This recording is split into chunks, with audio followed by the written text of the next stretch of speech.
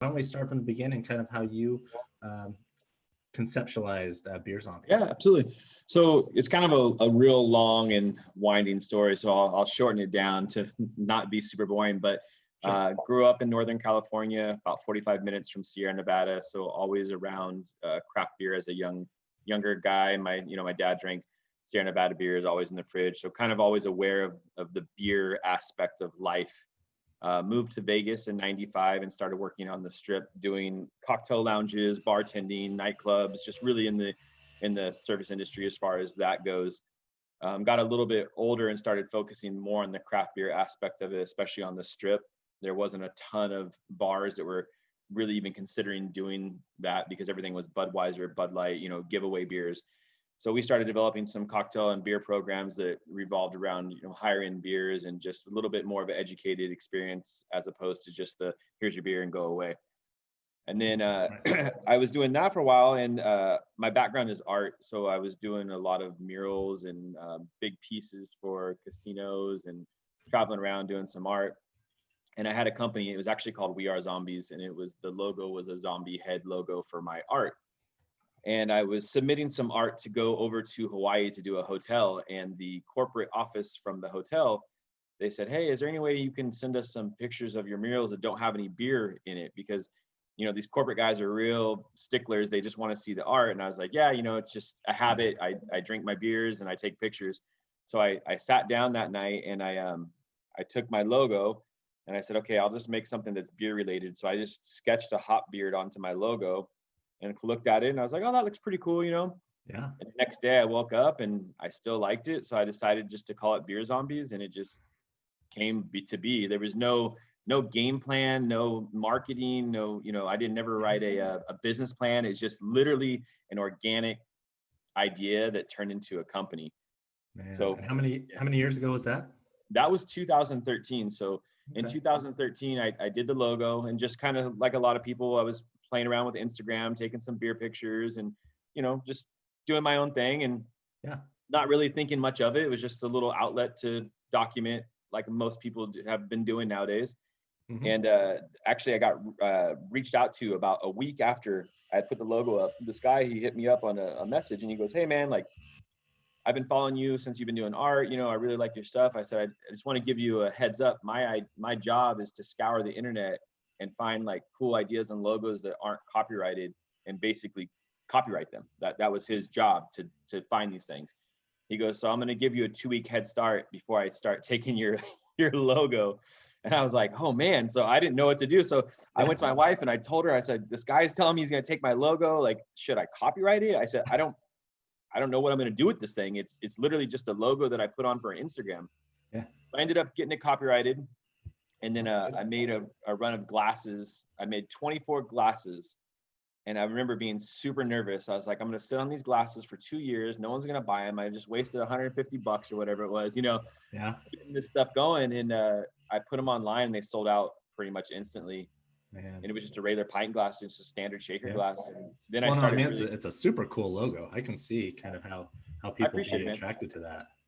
Yeah, it's been a logo that it resonates with a lot of people. You obviously get the zombie fans that don't even really have to know about beer; they just like it. Then you get the Yeah. bearded kind of community that maybe they don't know about beard, but they see the beard and they like it. And then you get the actual beer people. So it has a pretty big draw Uh-huh. in that aspect. So I've gotten very lucky to be able to kind of broaden out just not just beer people. So. Yeah. So what came first then? Was the art or the beer that you were passionate about, or did it kind of all come together at the same time? I've been doing art my whole life. Yeah, I did like a full year where I decided that I was going to just do art professionally full time. Uh, So I did it for a full year just to make sure I could do it. And then I was like, okay, I've done that for a year. Now it's time to go back to bar. But yeah, I mean, I have some paintings like in the yeah. house, like around me and stuff like that. But I do all the logo design and anything that's merchandising up until a certain point. Now I've gotten so busy that I have some people that kind of help me out with that. I have a Okay. guy in Pennsylvania. His name is Colin, and he helps me out and does a lot of my. I give him my ideas and sketches, and then he comes back with a digital version of it for me. So that's Yeah. kind of taken a little bit off my plate just with the travel, and we're brewing a lot, so Sure. slowly have to give up a little bit here and a little there, and it hurts my heart, but I got a really good team that's been, I've been building for a little bit. So I'm getting Yeah. comfortable doing that. No, that's cool. Yeah. So then about 7 years into the brand, and it just seems like it's exploded. And you've got the locations in Vegas and now Salt Lake. Anywhere else is Beer Zombies located? So we have 2 in Vegas right now, with a Uh-huh. third one that will be opening on Black Friday. Okay. Uh, the third one on Black Friday is going to be kind of like a smaller version of the one you've been in Salt Lake City. It's going to be more focused on beer, wine, and mead cocktails. So Mm-hmm. no cocktails, but definitely all things beer and wine related. And that's going to be a Okay. standalone one that has its own menu. And then we have the one in Salt Lake City, and then we're switching over another one in Dallas right now. That Okay. will take about 30 days or so. Okay. And then the last thing is we just started breaking ground on the brewery in Vegas. It was just one of those things. I said, oh, I'm gonna take a couple beer pictures and post them and have a good time with it. And it just literally, it was just kind of, I'd wake up in the morning, I was still running bars in the Strip. So it's not like I was like, okay, let me do 8 hours of Beer Zombies. Yeah. I would get up and somebody would message me and I was like, oh, that's a cool idea. Yeah, let's do that. Let's work on something together. Or maybe, I'm going to a beer festival, so let me take pictures. It just Mm-hmm. kind of, it was really just organic, however I felt it should go, without any type of, this is the direction. And I Yeah. think that really helped a lot of people connect to it, because they realized I'm just a dude taking beer pictures that likes beer, like good people. And it was easy for them to connect to that part of it, which helped it grow a lot too. I pull from all the things that I enjoyed. I'm 43, so I grew up, late 80s, early 90s is kind of where I associate with. So any of that kind of references for vintage horror movies and feelings of like dark imagery, without it being, I still want it to be on the shelf and be Uh-huh. where kids aren't crying when they walk by. But Sure. but I enjoy the stuff that I enjoyed as a younger person. So I just keep going with that flow, and it seems like it's, there's a lot of people around my age that like beer, and it helps. They're like, oh, I know that, or Yeah. cool. I understand what you're going with this. So Exactly.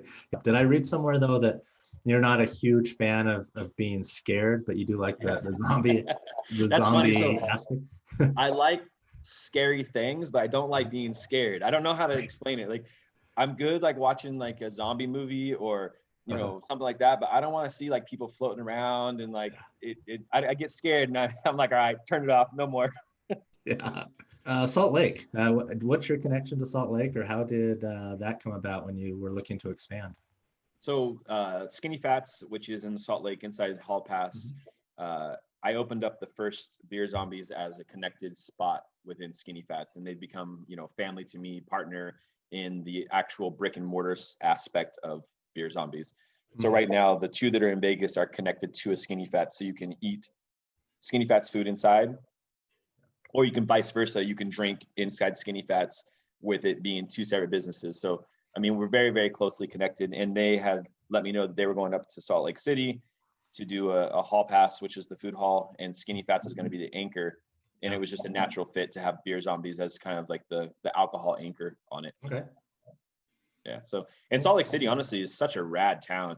It's funny. So being from Vegas, I go up there and everyone's like, "Oh, Salt Lake City," and I come back every time like, you guys are missing out. Like, Salt Lake City is a very fun place to be. Yeah. The vibe is good. The people are super friendly. The beer scene is great. Like, there's a lot of really good breweries up there, and they're always like, "Oh, it's 5% under." It doesn't matter. If it's good beer, it's good beer, regardless of what the laws are. Yeah. No, exactly. Yeah, I was talking to somebody who was kind of managing the opening of the Salt Lake location back in, I guess was December now. You guys opened in December last year, is that right? It was with Chasen. Yeah, Jason. Yep.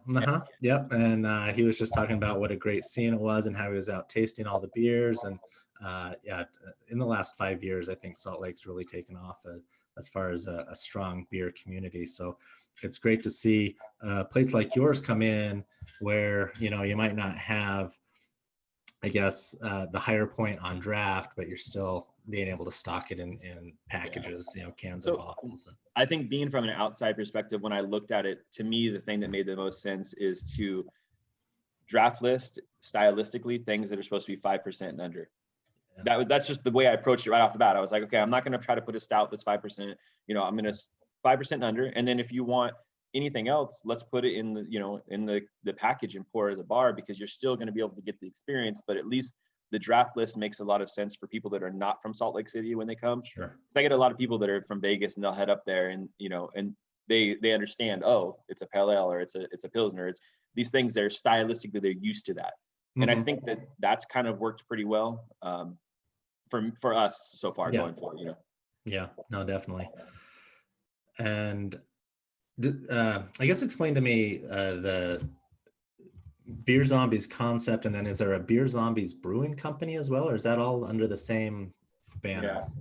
I mean, it's all the same company. So I started Beer Zombies 2013. And like I said, I didn't have like a direction. So I've kind of just added some things on, the brick and mortar shops, which is the draft rooms, then the merchandise, which is a big stream that we do, and then the brewing. So right now I'm actually brewing out of San Marcos, California at Mason Ale Works, while we build the brewery in Vegas. So we got to a point where they were starting to get enough attention that, I do a lot of collaboration brews. I travel around and we brew all over the place. And every time people are like, well, where's your beer? Where's your beer? And, just how long a brewery takes to build, it just worked out where a friend of mine that owns a brewery, he had some extra tank space, and we started talking about it. And he's like, look, man, you can have this tank space and you can brew out of it, and we can start getting Beer Zombies, just even one beer a month, just to kind of keep it going and get some fresh beer out there. That way you can test out recipes, you can do whatever you need while the brewery is getting built. And then once the brewery is built, you just transfer all your stuff over and call it a day. So right now we're doing one beer a month between 60 and 90 barrel batches. So a pretty solid size. Pretty solid size. That's a good size batch for sure.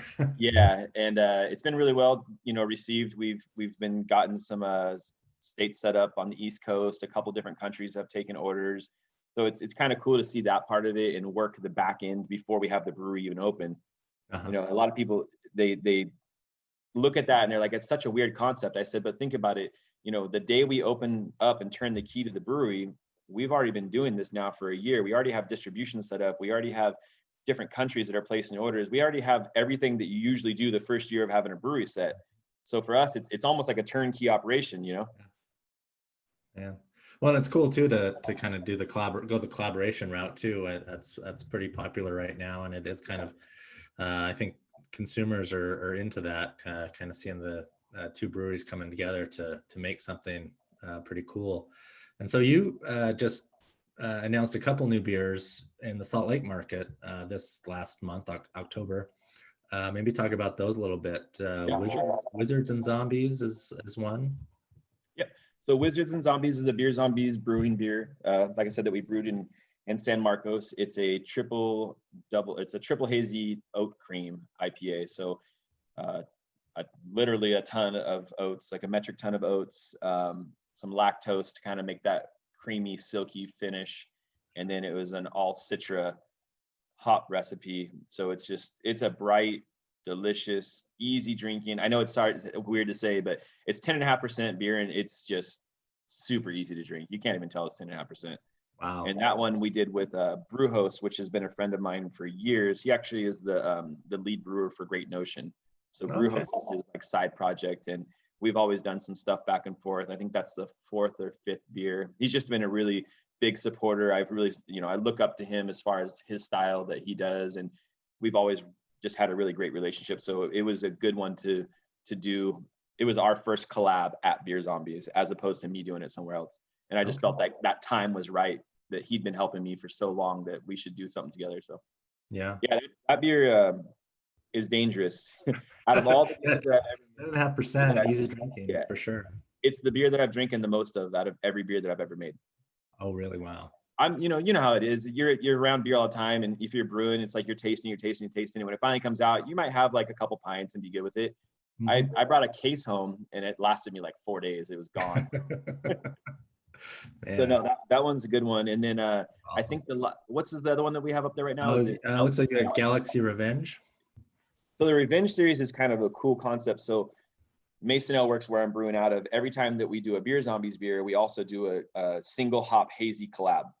So Galaxy, it started off with it was called what's it called? It was called Mason's Revenge. It was just here's the collab. We're gonna start doing these once a month. And now we're taking that same base and showcasing single hops so people can really get an idea of what hops they truly like. I noticed being behind the bar and stuff in Vegas, you get a lot of newer drinkers and they'll be like, oh, what's a mosaic hop or what's this? And it's an easy way to be like, look, now you can taste something that's 100% and you'll know right away, you either like it or you don't. And see, and that's how I am with Nelson. Nelson hop, we did Nelson's before Galaxy, and Nelson it's a cool hop, it's an interesting hop, but sometimes it just smacks you in the face and you're just like, oh, I don't know how I feel about it.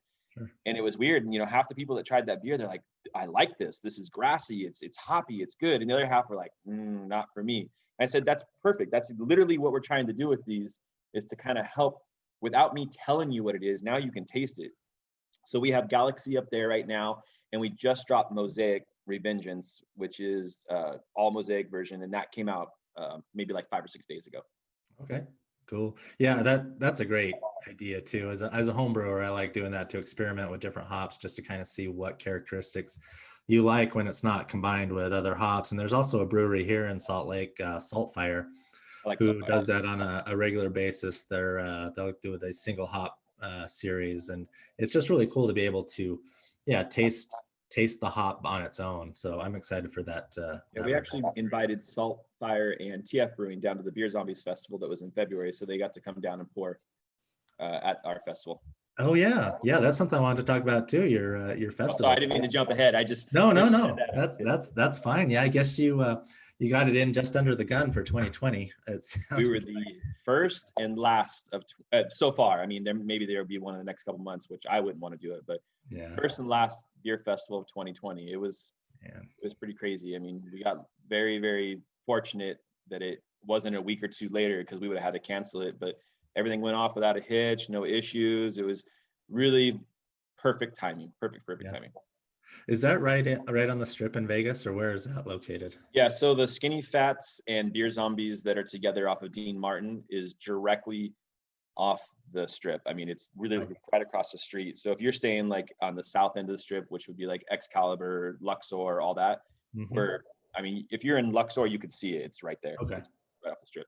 So same side of the freeway as the Raiders Stadium, just down a little bit. Nice. And are plans in the works for one next year as well, or are you kind of seeing how it goes? Yeah.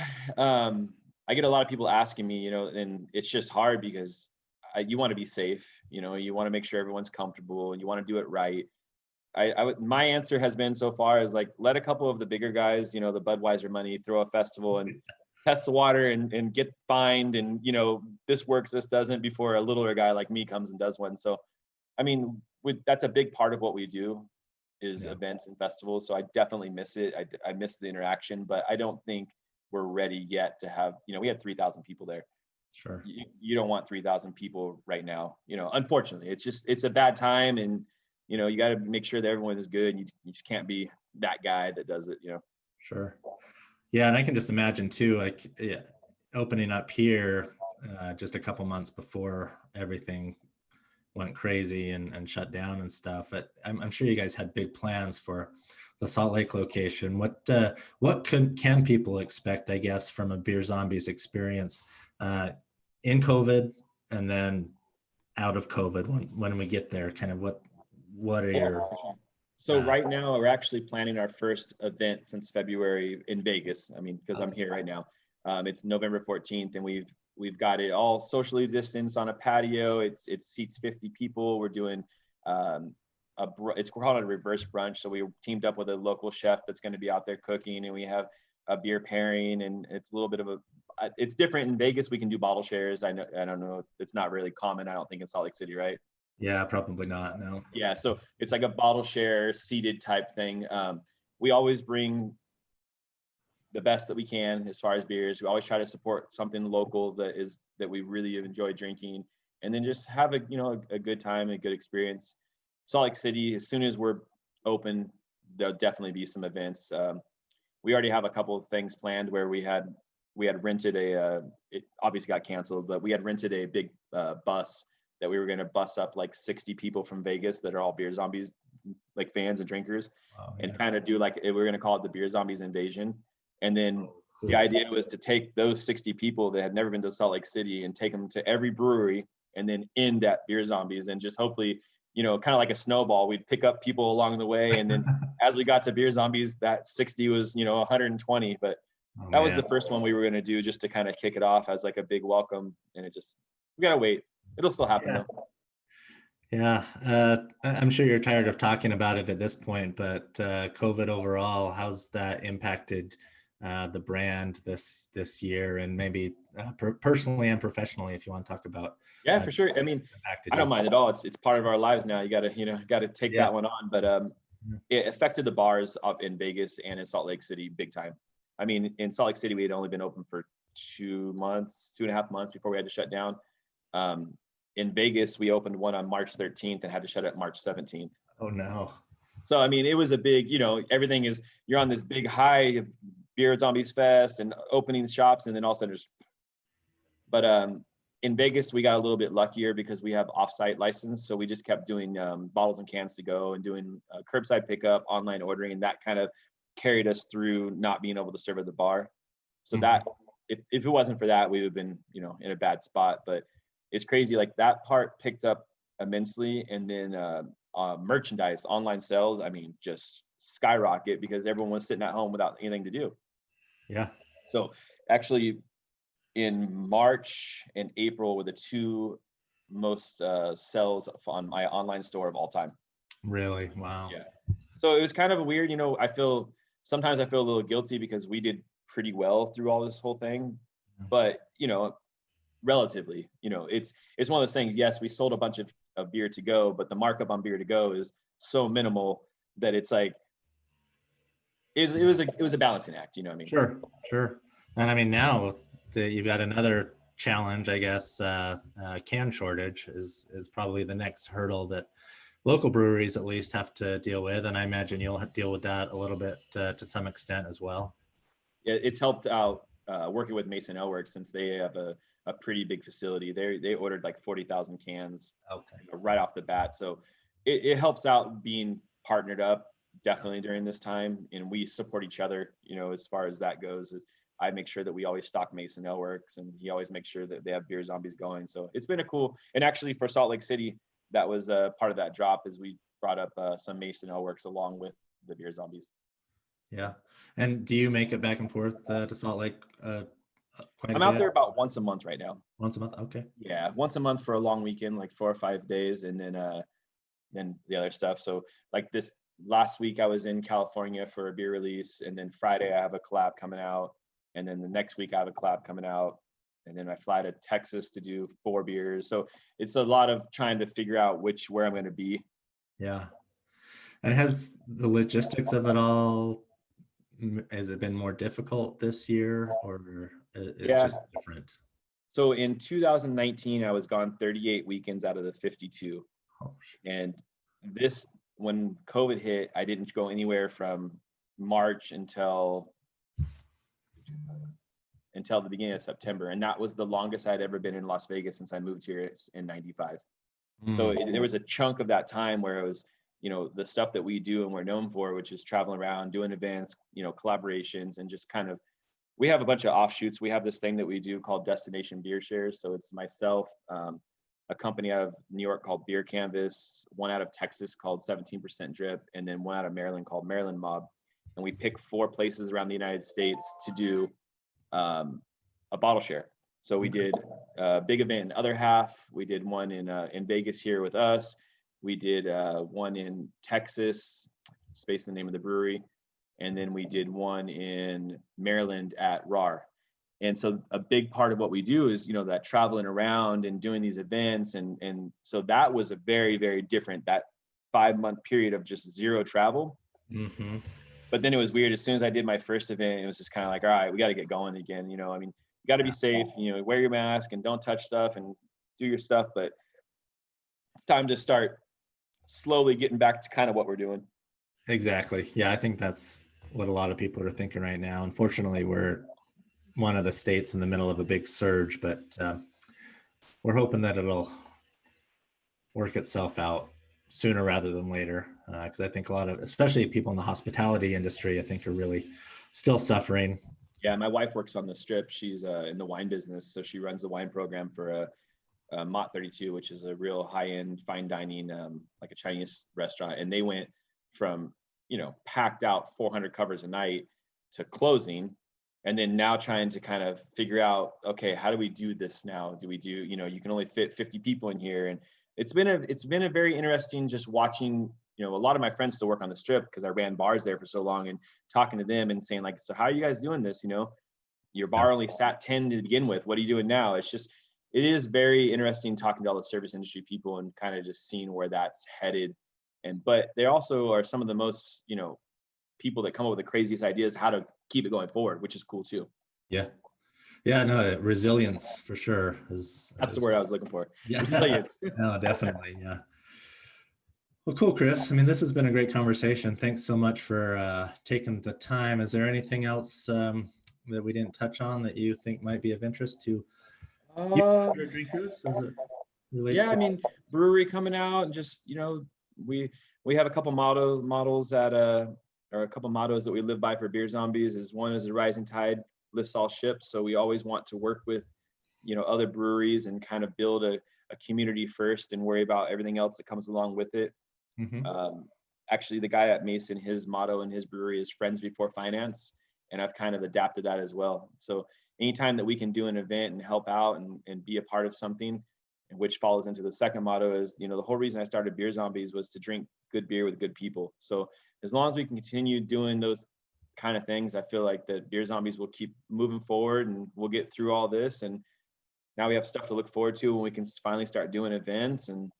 But in the meantime, we'll just keep getting some cool beers out and starting to get some stuff up to Salt Lake City and pushing forward a little bit. And we're also going to start trying to get we figured out how to get all, the DABC and figured that was new for us. So now we're going to try to get it so it's pretty much at the same time. As soon as we're done canning, we're going to get it picked up, sent up to Salt Lake City. So it's a pretty quick process now. So expect more of the Beer Zombies release up there. And the guy that I'm running through, he's a broker and he wants to start getting some splashes into some stores. So it'll be nice to kind of, not flood in the market, but just say, we want to be part of the Salt Lake community, even though we're not, we don't brew in Salt Lake City, but we definitely want to be a part of it and without stepping on toes, but, kind of show people what we do as well. And then hopefully we'll get some Salt Lake City collabs and it'll start making a lot more sense to everybody and go from there.